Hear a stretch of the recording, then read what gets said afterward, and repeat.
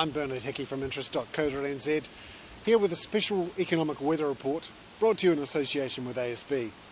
And today I'm here in Wellington on a beautiful day, but a political storm is brewing here, and it's all about bank interest rates.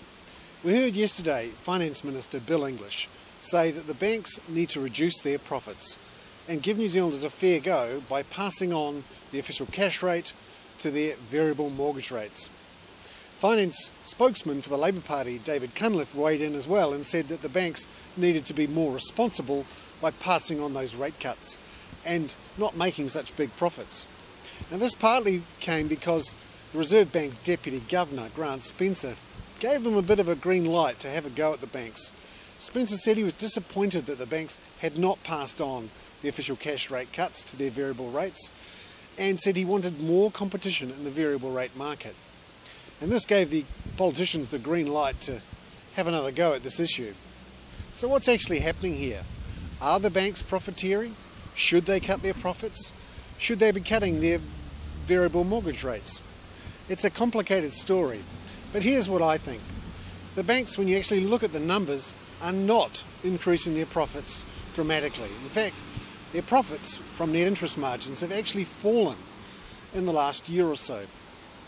If you look at the most recent figures, at least two of the three banks to report have seen their profits fall slightly on net interest margins. The reason for this is their funding costs on all the money they borrow internationally. It's about $100 billion. That's up. Also, they haven't been able to pass on cuts in the official cash rate to term deposit rates.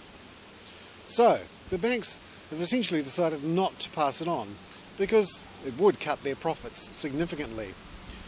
There's actually some good things to be said about bank profits. It may be strange to hear this, but the reason New Zealand's economy has done reasonably well in the last year or so compared to, let's say, the UK or the US is that our banks are very strong. In fact, amongst the world's top 20 strongest banks.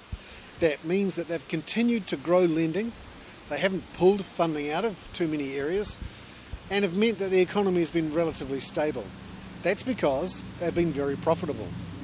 However, I think that Bill English and Grant Spencer have a point to make when they say that variable mortgage rates could be more competitive. The banks are effectively subsidising relatively high variable mortgage rates by having relatively low fixed mortgage rates.